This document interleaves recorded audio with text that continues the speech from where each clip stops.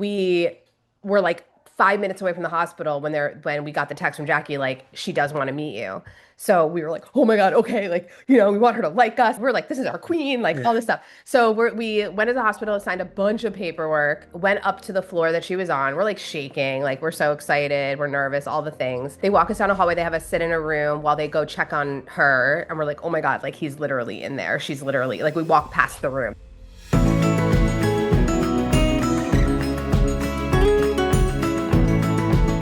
AFTHtv is where the many voices of adoption come together to educate, support, and inspire.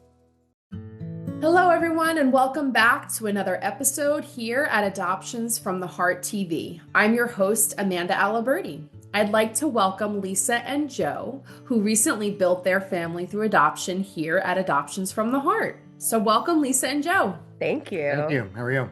Good. We appreciate you guys being here. It's always helpful for our community to hear directly from families who have been through this process to talk about the highs and the lows. So thank you for being willing to share your experience here with the agency.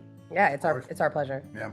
So maybe you can start with just what led you to Adoptions from the Heart, kind of when you decided that adoption was the right path, and why specifically you chose Adoptions from the Heart. I'll let you start with that one. Sure. I know that was yours. Well, so we've been married for quite some time. I would call us older parents. Even since we started thinking about family planning, which was pretty far into our marriage, I always said that if I wanted to have children, I really would prefer to adopt. It was always something that was in my mind, but realistically, adoption, we were living in New York City. It's very expensive, obviously. It felt really far away. It felt overwhelming. And IVF was covered partially by my company's insurance. So we went that route and we did the IVF. We had a couple of egg retrievals, 3 successful embryo transfers, 3 lost pregnancies, one of which was pretty far along. Long story short, after exhausting that, we reached a point where I was like, I physically can't do this anymore. We mentally, emotionally, it was really, really hard for us. And we decided to revisit adoption. We had actually moved to New Jersey, just before we found Adoptions from the Heart. So I was just doing a simple Google and the timing was great. There was adoption, the first webinar in January that you have to attend to decide. And it just clicked for us. I think it was really clear that Adoptions from the Heart shared our values. And really it was the way that they talked about birth families and how you're supporting both sides of the coin, even the racial pieces and the things that you don't think about that come along with adoption that are really important for us to do it right. Just really felt, it just kind of clicked and we were like, you know what, let's do it. And so here we are. Yep. How did you guys switch gears just emotionally? Because a lot of our families unfortunately share a similar past as you of just kind of going through infertility for years. What got you to the point that you felt ready to kind of embark on this new path, which is definitely different and has its own stresses involved. But what do you feel was helpful to kind of get you ready and prepared for the adoption experience? It was actually, it wasn't an easy process regardless, but I think since we'd always known that adoption was a path that we did want to go, we always had that, even while we were going through the IVF process, we always had in the back of our mind that we did want to. And I think a lot of the short answer was after these 3, it does become a very much a deep conversation of do we keep continuing, but at that same time, as Lisa mentioned, we met Adoptions from the Heart. And I think for the first time, adoption felt real and comfortable. So it really just was kind of a perfect storm of going through a lot of grief and having a discussion on how we wanted to proceed and then going, well, we did always want to do adoption. Let's look into that. And then finding Adoptions from the Heart and everything just really kind of clicked in that moment. Not that it was super easy, I think, but it was a process we wanted to go down and a path we wanted to go down. So it made it a little better. I think that's really, really important for, I won't speak for anyone else, but I think for us when approaching adoption, you really, it's in some ways, it was a relief and sort of freeing to be allowed to kind of say, we're not looking to have a baby, we're looking to raise a person.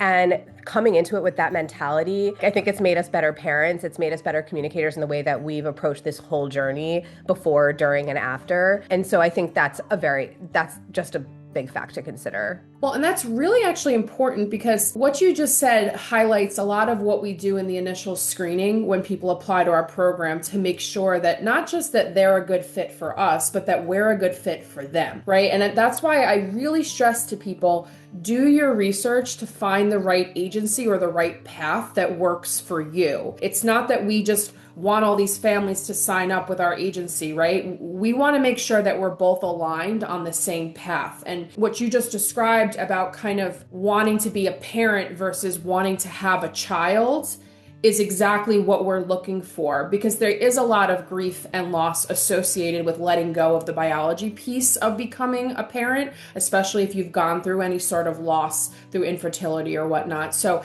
the fact that you guys registered that at that point when you applied to our program is exactly what we're looking for. So that's really nice to hear and refreshing to hear. So when you came into our program and you were probably paired off with a specific social worker, talk to us about what that was like for you to have that one-on-one support during your journey. I'm not sure if you had to, use a different social worker sometimes with staff transitioning but just what it meant for you to have agency support initially going through your education, your home study, your training before you became active. Yeah, shout out to Jackie. Yeah, Jackie is the best. We are obsessed with her. I felt like so supported. I know she has so much going on, and I think that the work is oftentimes thankless work, and I have so much gratitude for all that she was juggling and still never felt like we weren't important.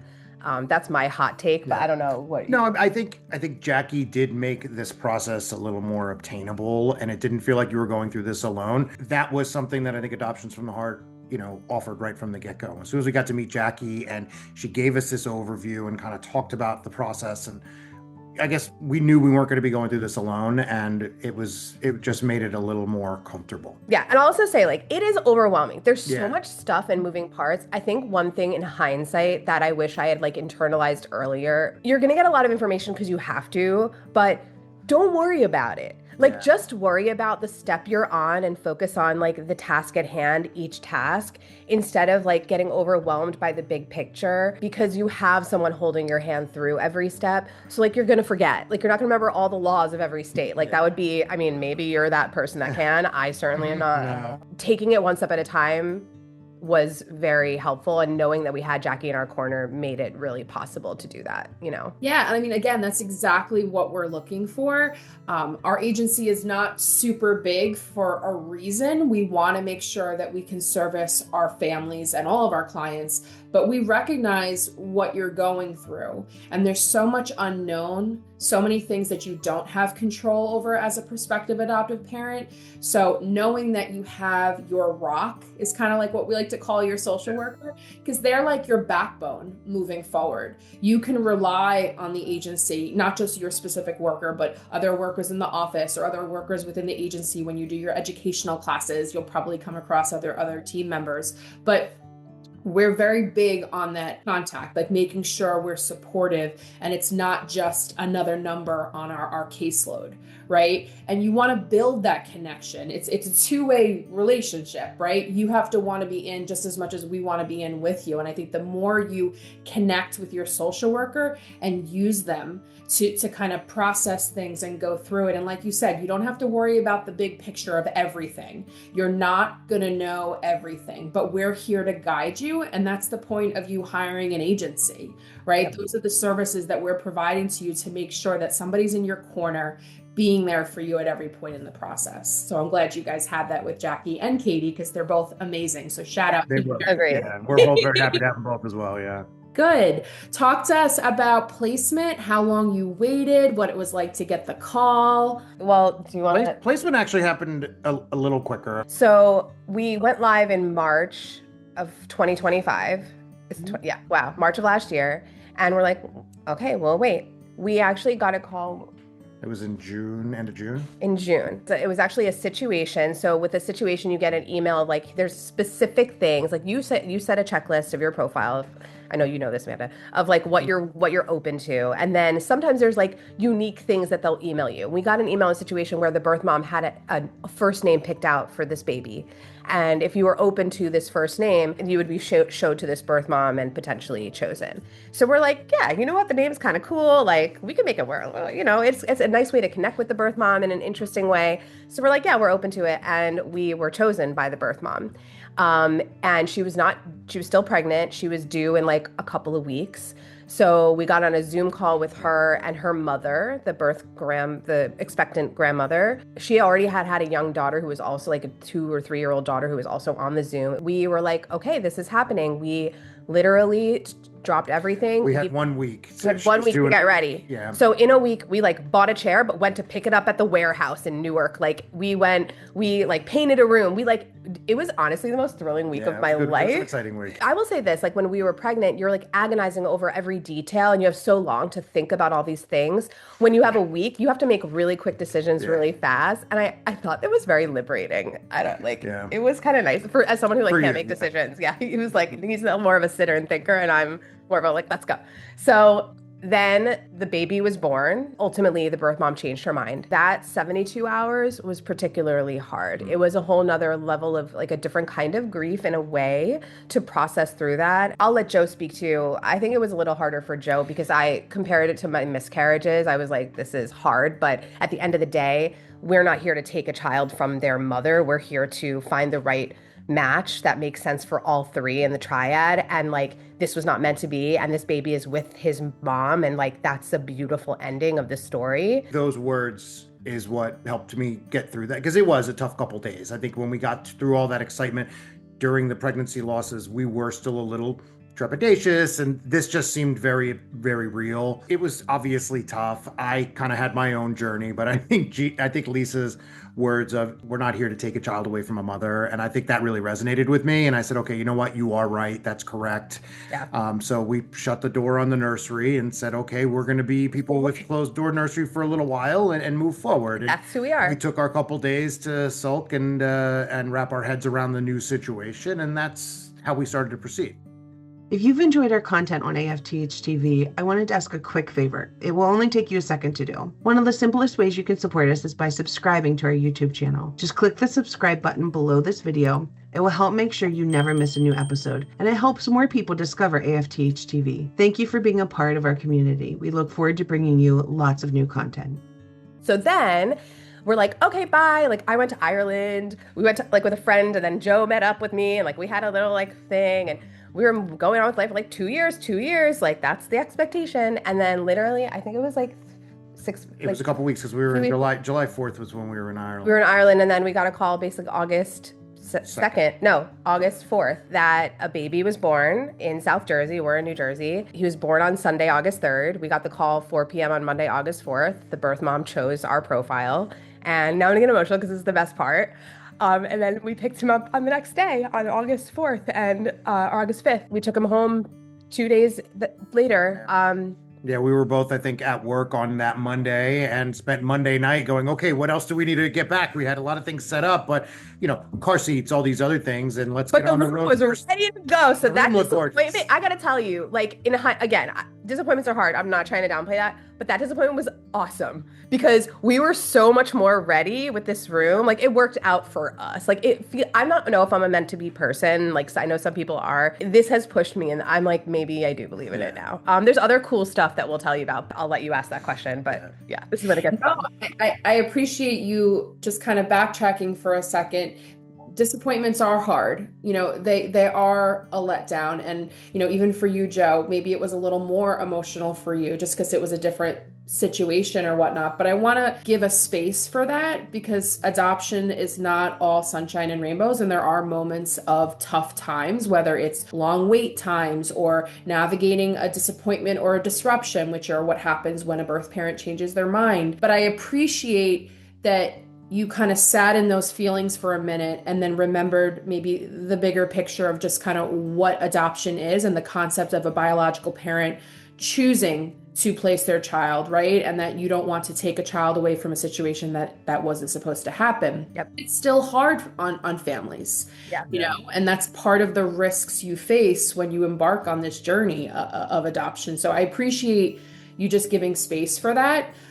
Because I never want it to seem like people join our program, everything's great, you're placed with a baby, and here we go, right? Yes, in the end, that is the goal. You know, all of our families become parents if they stick with our program, but it's kind of like a roller coaster of going up and down. So I had two things. One, I did write the baby a poem, and that was very helpful. And like, I go back to it a lot of like, just that I still love this baby. We love the baby that we did not end up adopting, and we always will, and like we just want what's best for that baby. That's the same spirit of whether you raise a child, you want that for all children, right? But there's something really beautiful about that. We were obviously informed and educated on disruptions and disappointments all through this process. I mean, it took us about a year to go through to even get live, so we've done a lot of courses, watched videos such as this on, and we had heard the stories, but it's just that classic, oh, it won't happen to me scenario. And then when you do get a chance to meet the birth mother and, you know, get to know them a little bit, it was a little more of a connection that was, I think for me personally, was a little harder to wrap my head around on why it was happening versus, but that was my own journey. And I think like what I would say is like to anyone who's watching this, like if you have gone through like for infertility and child loss, and especially like women, like if you've gone that up and down hormonal thing, you can handle this. It is hard. It sucks. But like, you are a very, very strong person. And I think like we learned a lot about our resilience, our strength, our relationship through that. Miscarriage is a very lonely grief. And I think this was reminiscent. It's different because it's different for each partner. This felt a little bit more like, okay, we went through that, like we can get through this. So I don't know if that's helpful. Yeah. It is. And I'll also say, not that I ever want to see a family go through grief and loss in any way, you know, specifically a disappointment or a disruption. But I have found that families who go through that come out even stronger and are actually able to parent through open adoption in a stronger way, because I think you truly get it and you understand what the birth parent goes through.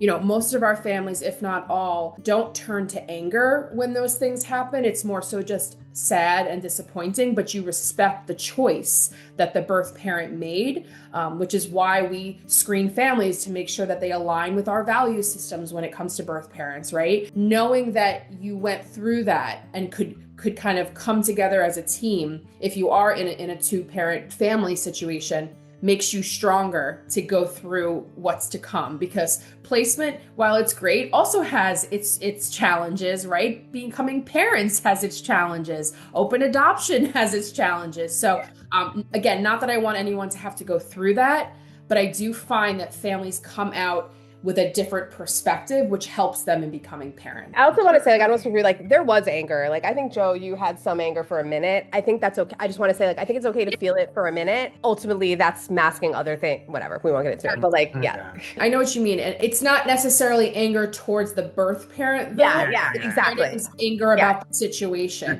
Yeah, the situation. He wasn't angry at the birth mom at all. But I will say that there have been people who are angry at birth parents, which then makes us wonder, like, okay, do we need to do some more counseling and support and education on birth parents and the choice that they're making? So these conversations are really important for people who are trying to prepare for the potential of this happening. Another factor that I would say too is like we told everybody about the first baby, and then we had to like that was hard. We had to like untell. We had like friends and family, like close friends that were angry at the birth mom. We had to do a lot of like educating, and I think that is something just to call out. That's like, there's probably a whole nother call to have on that, of like navigating the people around you and really setting your boundaries, being prepared to like stand up and explain. And like, I know we talk about whys and like the different ways you can approach it, but that was also something to navigate. So I don't want to gloss over that too quickly. Yeah, it's a great point. And I agree. It's like a whole nother topic of discussion, but remembering that you've been through the education and the training, but your family members and your village of support have not. So sometimes it can be an extra strain on you when you're going through all of this to have to deal with your loved ones who maybe don't fully get it, which is not their fault, because a lot of this of course not. until you enter the world of adoption. So do your best to prepare your families, maybe have them watch one of these episodes or get engaged with some resources at the agency to support your people who are going to be there for you. You guys want to share whatever you're comfortable sharing, things that were exciting or tough for you of just what placement looked like, something you feel like people should know about preparing? Yeah, I mean, the placement day was all the feelings, all the excitement. I mean, we had a couple hour drive down to South Jersey. At the time, we weren't quite sure what to expect. At the time, we weren't sure, our son was already born. We didn't know if we were going to meet the birth mother, how it was going to really kind of play out, but it kind of played out perfectly. Yeah, I mean, so look, it's an emergency placement. We didn't know if she even wanted to meet us. And it was an in-state adoption, which we are in a cohort with the people that we did like our final roundtable with, which also I recommend. Like, we have a WhatsApp chat. Like, it's been really awesome. 3 out of 4 of us have had placements and 1 just signed up. So like, it just went live. So like, it's very fun. We were like 5 minutes away from the hospital when we got the text from Jackie, like, she does want to meet you. So we were like, oh my God, okay, like, we want her to like us, like, she's like a huge, like, we're like, this is our queen, like all this stuff. So we went to the hospital, signed a bunch of paperwork, went up to the floor that she was on. We're like shaking, like, we're so excited, we're nervous, all the things. And then they walk us down a hallway, they have us sit in a room while they go check on her. And we're like, oh my God, like, he's literally in there. She's literally, like, we walk past the room. So it's a very intense feeling, but we're not having labor, like, this is our labor, So they said, okay, they're ready for you. We went into the room. This, again, I'm going to get emotional, but in a good way. She was sitting on the bed. Her best friend was there supporting her. She was holding Arthur, our son, and she looked at me and looked at him and said, do you want to meet your son? And she handed him to us. And like, we took a bunch of pictures together. And like, now I have a picture of him and just her to show him later. And it was just a really beautiful, and she kept saying like, I'm just so sure this is so right. You guys are so right. It just was like very magical. All of these people coming together with this deep, deep love for this human. And she was like, I just knew, like, I want you to do things with him. We never did things when I was growing up. Like, I want you, and we're like, we're going to do all the things. And then it turned out that, so we named, Arthur was the name that we wanted because my late father's name was Alan, and Jews do like first letter of the name. So we had Arthur Simon.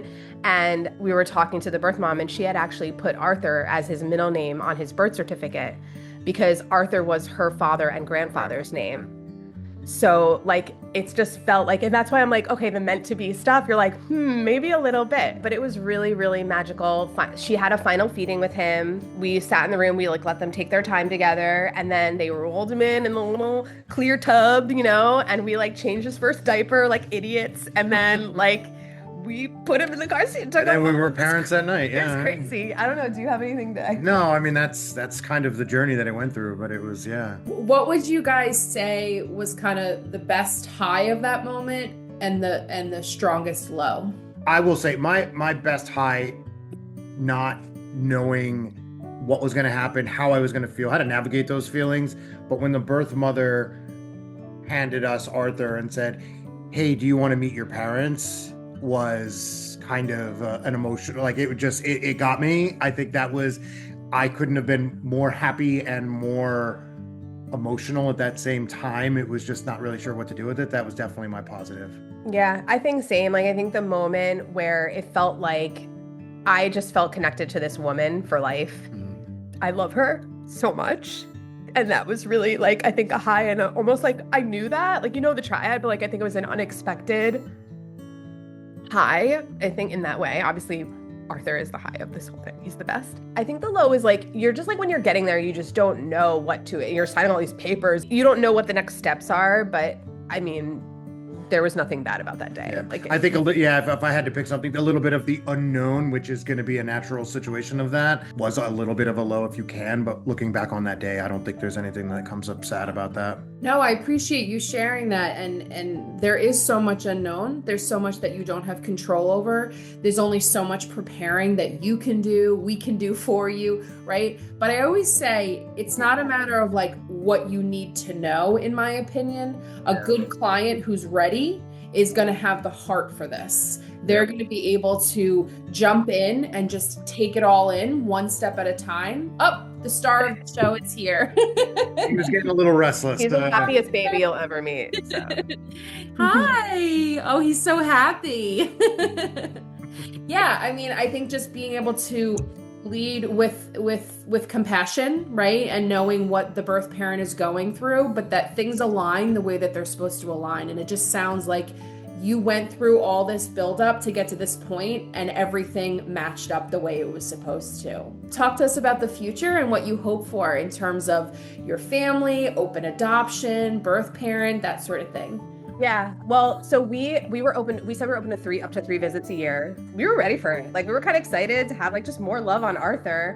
And also his birth mom has 2 biological children that are like she raised, who are older. I want to say like 20s, late teens, 20s. We were like, ooh, like he has siblings and all that. I think that she, and this is to her credit, like very well intentioned, like has been like, I want to give them their space. So we've done our monthly updates, and it's actually very fun to do. Like we did pictures. It's fun to look back on each month letter to her, and I had a lot of fun writing them. Yeah. Maybe too much fun. And so like we do our monthly updates, but she really hasn't made any contact, and we don't know if she wants to. I think my prediction, and from conversations with Jackie, is that when he's old enough, he's always going to know he's adopted, obviously. When he's old enough and he's like, if he's like expresses interest in meeting her, we'll reach out. And I believe that if she is capable, she will absolutely want to get together and meet him. I just know her soul and her heart. As far as hopes, I don't know, you want to take that? I mean, hopes are hard to say. I think right now, just getting to see how this family grows is really, it's kind of magical, for lack of a better word. And, you know, seeing that and what the future holds, we don't know. You know, I think our biggest thing is just, I hope that he grows up in a family that knows he loves him, that he gets to have a little bit of this family. I mean, we live in a great neighborhood. We have a great community around us. And just my hope is that he just enjoys that and really values the sense of what he's going through. Yeah, I just want him to be happy and know he's loved. I think you nailed it, Joe. He's a really, I think we like also feel like we kind of hit the lottery. We kind of feel like we might need to like just never have any other children. I don't know if we ever wanted to. Again, it's not cheap. Like that's a very real thing, but he's peak baby. He's very happy. He's just the best. We're having so much fun. And I think the other thing is like, you know, parenthood is obviously hard, and having a newborn, all the things, navigating work, your whole life changes, right? But I think when you work so hard for it and you're so intentional about, like we said at the top of this call, like we want to raise a human, not have a baby. It's made, and we're a little older and all that. And so I think like we're just like really having fun. Like even the hard things, we're like, this is awesome. I don't know. It's the best. And so I think that all of the heart, I think it's like true, like what is it? The worse the storm, the brighter the rainbow, or insert platitude here. But like, I think it's really true. So my hope is that we just keep celebrating and giving Arthur great experiences and growing as a little family. Yeah. Thank you guys. We appreciate you. Thank you to Arthur for making a star appearance over here. No, I mean it's been great just hearing about your story and your experience, the highs and the lows, and we know that will reach so many families in our community who just need to hear it from people who have been in it. That was helpful for us too. I was just gonna say, I think when we got the call about doing this, we immediately jumped at it, because I think one of the biggest things that helped me personally was videos such as this. I definitely went down this rabbit hole on the website and watched a lot of these videos, and you know, it was helpful to hear coming from others and everything else. Yeah. That's exactly what we were so happy to be able to do this today. Yeah, and thank you for all that you do. Like really, it's incredible work, and we need more great agencies like this one. So thank you for all you do. We appreciate it. You're welcome. Well, lots of love and best wishes to you and your family. You guys are amazing. Just your energy and your passion and your understanding and respect for all that's involved with the different layers of adoption and just building families in general. It's wonderful to know that we have families like yours in our community. So good luck, best wishes, and we will see you soon. Thank you. Thank you guys for tuning in here at Adoptions from the Heart TV.